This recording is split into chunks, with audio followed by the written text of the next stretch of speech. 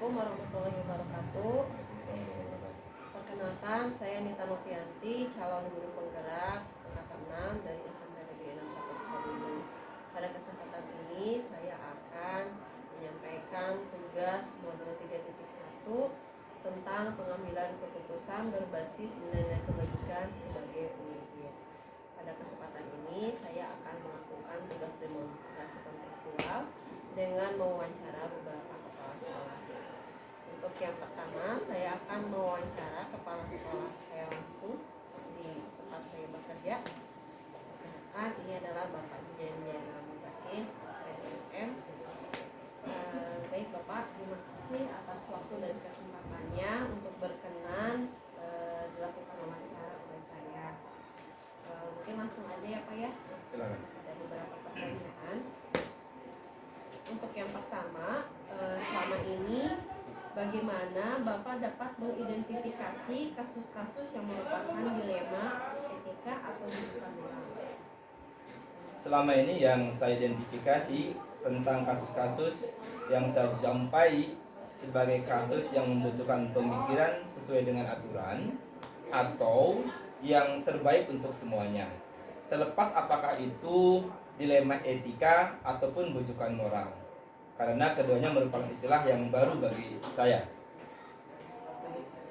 Yang berikutnya, selama ini bagaimana Bapak menjalankan pengambilan keputusan di sekolah Bapak, terutama untuk kasus-kasus di mana nilai-nilai kebajikan yaitu saling bersinggungan, atau untuk kasus-kasus dilema etika yang sama-sama benar.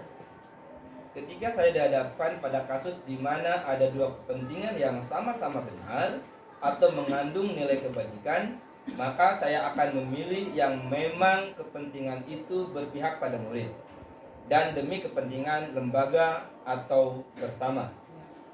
Oke, berarti pada saat pengambilan keputusan Bapak akan mengutamakan kepentingan murid dan kepentingan lembaga ya Pak ya. Selanjutnya, langkah-langkah atau prosedur seperti apa yang biasa Bapak lakukan selama ini dalam pengambilan keputusan tadi? Langkah atau prosedur yang biasa saya tempuh selama ini adalah berdiskusi dengan para wakasek, bahkan dengan seluruh guru jika memang masalahnya menyangkut masalah-masalah yang besar. Bagus ya Pak ya, berarti Bapak sudah melibatkan wakasek dan guru-guru ketika memang harus memutuskan masalah yang besar. Kemudian hal-hal apa yang selama ini Bapak anggap efektif dalam pengambilan keputusan pada kasus-kasus dilema etika? Hal yang selama ini dianggap efektif dalam pengambilan keputusan terkait dilema etika adalah mengembalikan masalah tadi pada tujuan yang sebenarnya, yaitu berpihak pada murid dan untuk kemaslahatan bersama. Ya, jadi memang kita harus mengacu lagi pada tujuan utamanya ya Pak ya, seperti itu. Kemudian hal-hal yang selama ini menjadi tantangan dalam pengambilan keputusan pada kasus besar ataupun benar itu biasanya apa saja Pak? Selama ini yang saya alami adalah ada beberapa hal. Yang pertama, ada dilema penilaian yang subjektif pada pihak-pihak yang berkonflik. Ya. Yang kedua, adanya sisi emosional yang terlibat. Yang ketiga, harus cermat mengambil keputusan yang merupakan win-win solution bagi kedua belah pihak dan tidak ada salah satu pihak yang merasa dirugikan. Baik. Yang berikutnya Pak, apakah Bapak memiliki sebuah tata kelola atau jadwal tertentu dalam sebuah penyelesaian kasus dilema etika? Apakah Bapak langsung menyelesaikan di tempat, misalkan seperti itu, atau memiliki sebuah jadwal khusus untuk menyelesaikannya? Atau bentuk atau prosedurnya seperti apa yang biasa dilakukan? Ada berbagai cara yang bisa kita tempuh tergantung karakteristik kasus yang dihadapi. Ada yang memang ditangani secara langsung, secara personal, atau melakukan prosedur khusus seperti dalam bentuk rapat dinas dengan menyampaikan undangan rapat. Kemudian kita laksanakan rapatnya dan selanjutnya kita catat hasil rapatnya. Jadi memang yang pertama karakteristik dulu seperti apa, kalau memang sekiranya itu besar jadi diadakan rapat dan tentunya di situ ada catatan dan hasilnya seperti itu ya Pak ya. Kemudian adakah seseorang atau faktor-faktor apa yang selama ini mempermudah atau membantu Bapak dalam pengambilan keputusan terkait dengan kasus-kasus dilema etika?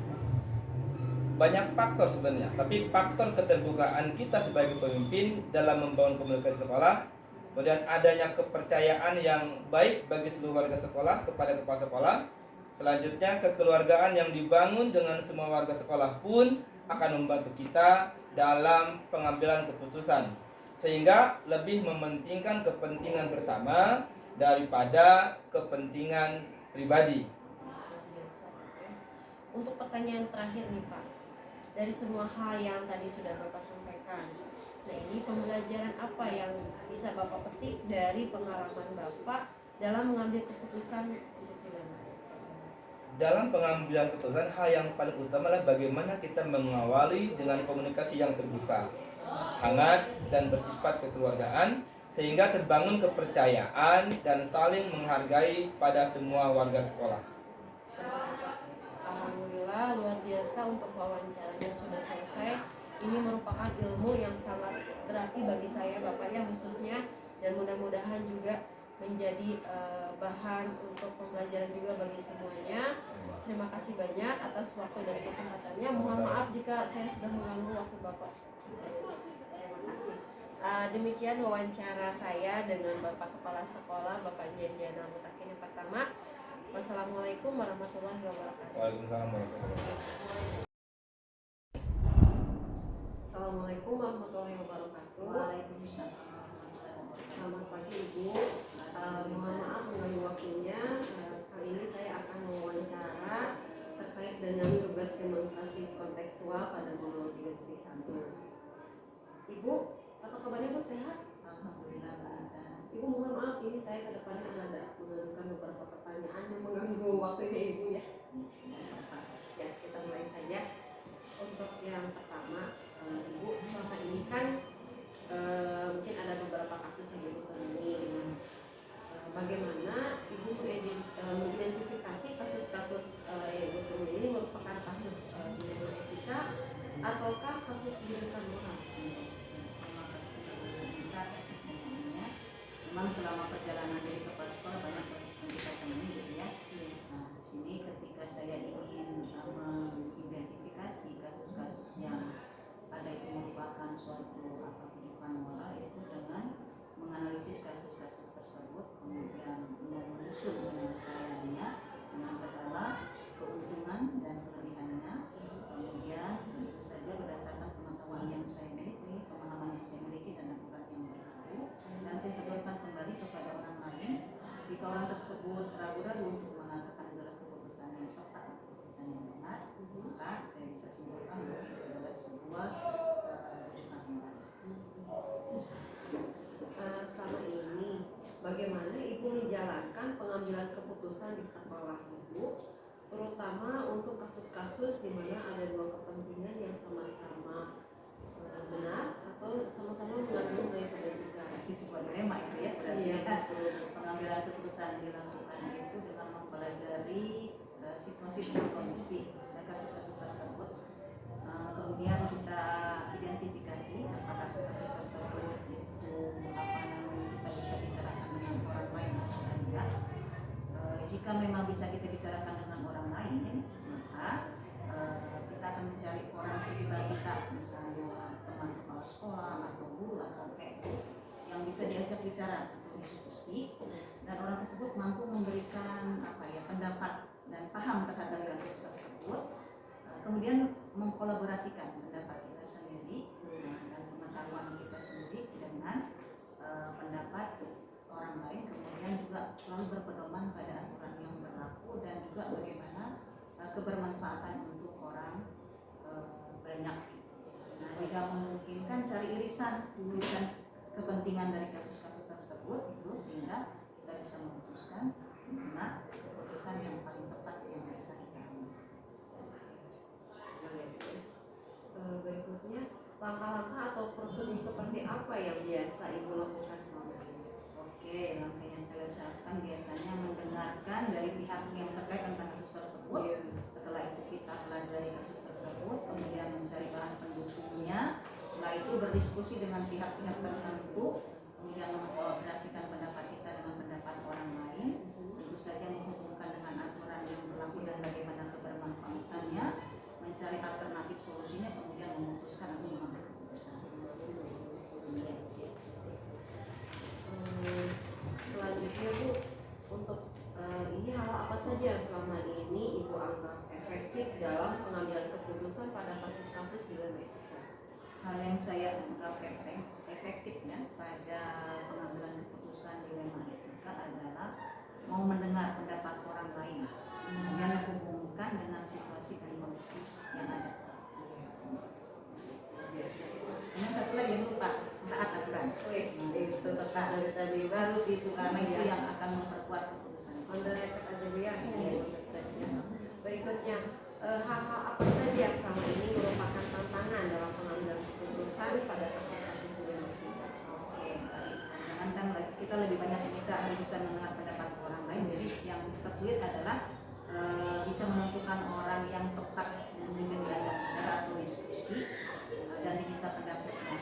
Kemudian ada informasi atau kondisi yang yang ditutupi atau tidak jujur. Selanjutnya, apakah Ibu memiliki sebuah tata kelola atau jadwal tertentu dalam sebuah penyelesaian kasus dilema etika?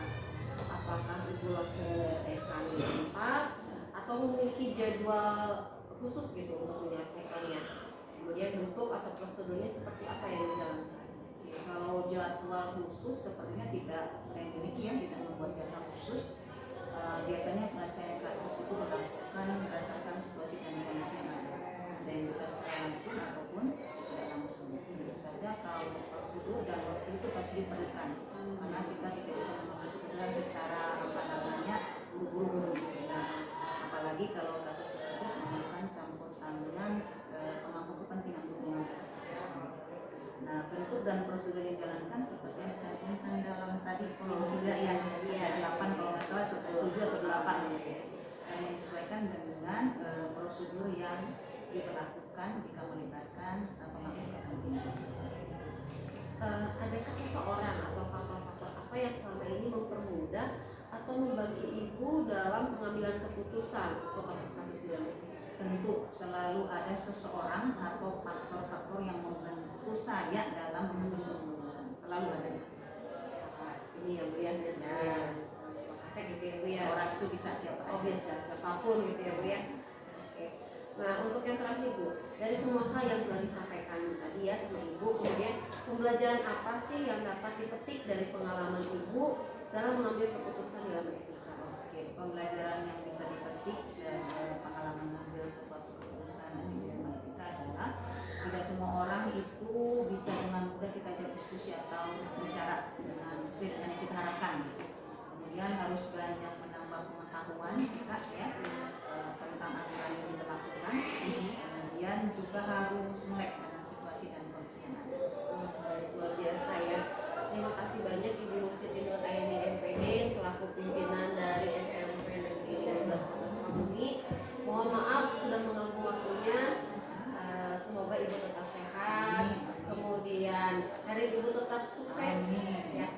Dan segala yang hal Ibu inginkan mudah-mudahan dimudahkan oleh Allah. Terima kasih Terima kasih. Assalamualaikum warahmatullahi wabarakatuh. Waalaikumsalam warahmatullahi wabarakatuh.